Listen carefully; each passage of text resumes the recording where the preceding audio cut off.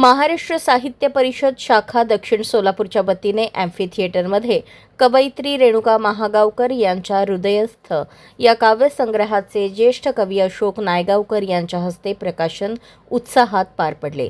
सर्वसामान्यांच्या जीवनातील भावना या कवितातून हृदयात स्थिरावतात असे सांगत नायगावकरांनी काव्यसंग्रहाचे कौतुक केले. आपल्या खास शैलीतील विनोदी फटकेबाजीने कशाचा कशाला संबंध नाही म्हणत त्यांनी रसिकांना खळखळवून हसवले. तर तुडुंब भरलेल्या ॲम्फी थिएटरमध्ये काव्यरसिकांनी कार्यक्रमाला उत्स्फूर्त प्रतिसाद दिला.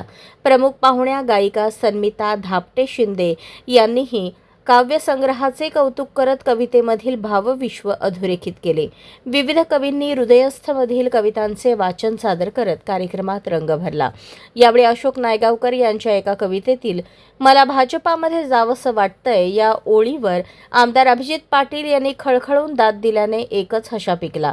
साहित्य, विनोद आणि काव्याचा सुरेख संगम साधणारा हा सोहळा रसिकांच्या मनात घर करून गेला. आज पुन्हा आभार भरून आलं त्यालाही रित व्हायचं होतं. ते गरजतंय, गडगडाट करतंय, पण ते रित होत नाही हे खरं. ते गरजतंय, गडगडाट करतंय, पण ते रित होत नाही हे खरं. पण का? मी मलाच प्रश्न विचारते.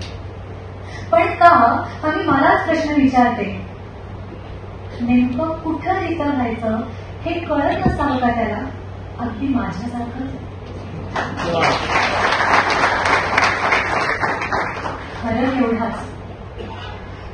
फरक एवढाच की ते आभाळ उंचावरून गाजावाजा करत रित होतं.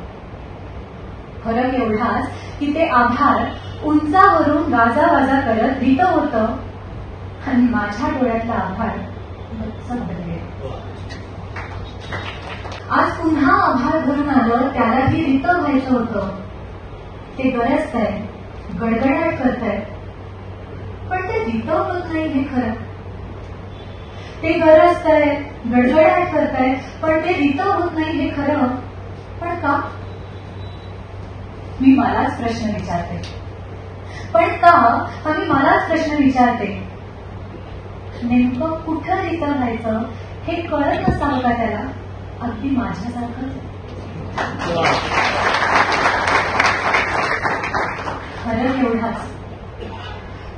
फरक एवढाच की ते आभाळ उंचावरून गाजावाजा करत रित होतं.